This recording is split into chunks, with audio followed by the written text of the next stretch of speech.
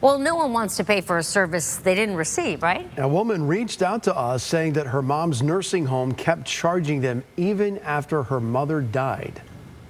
How would you feel if someone were to treat you this way, if it was your mom or your dad? Well, tonight, our consumer investigative reporter Susan Elcori is getting to the bottom of what really happened. And then their suite. There's a room in Renee Schultz's house. Yep, full bath. That wasn't meant for her. We bought this house specifically so my parents could move in with us. Everything pulled together. We bought all this furniture. But all untouched. My dad passed the week before he moved. At the same time, her mom Jackie's health declined.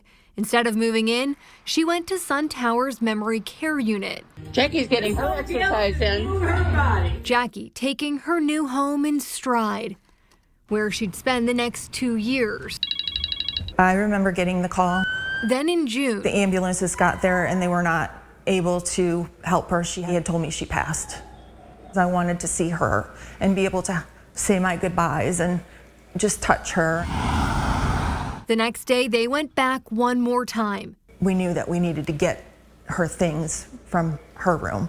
They didn't know that started a clock with Sun Towers continuing to bill for an unused room.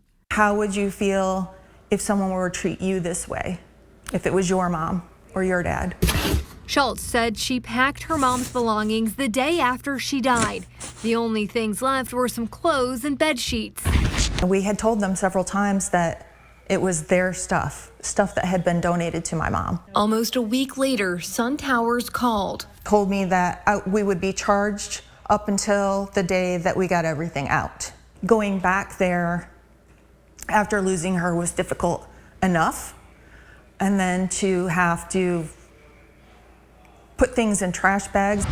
Schultz said the week cost them close to $1,000. They've been fighting it ever since. And we've contacted the director at least 4 times with no response, and it's been enough time, months.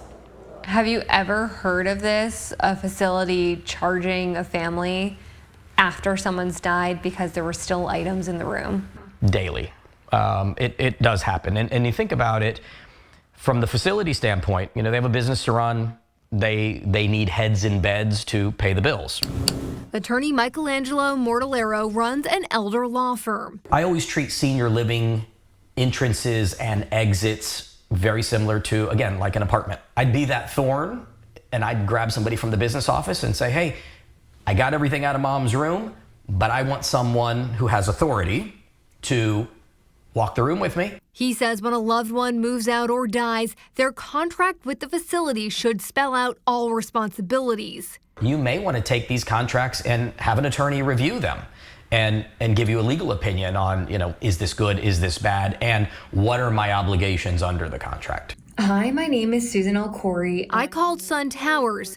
Days later, a spokesperson told me Schultz was getting a refund and they followed their policy. What is the policy? The company said they normally require 30 days notice, even if the person dies. But if a room is empty, they'll refund the family.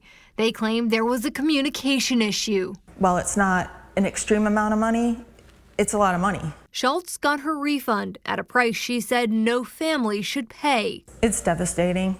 It's devastating to have to be chasing people for money that we already paid for time that the room wasn't being used. She's seen enough empty rooms. We never use this space, no. To know the real cost. Day by day, one step at a time, but life goes on. If you move a loved one into a care facility, always be careful about signing things on their behalf. After you sign your name, write agent or POA for power of attorney. Lawyers say that could help protect you from being held personally liable. I'm consumer investigator Susan Elcori with photojournalist Matt McGlashan, Tampa Bay 28. Again, Susan started making calls on this story after Renee reached out to her. So scan that QR code to connect with Susan. She's dedicated to giving our viewers a voice and holding companies accountable.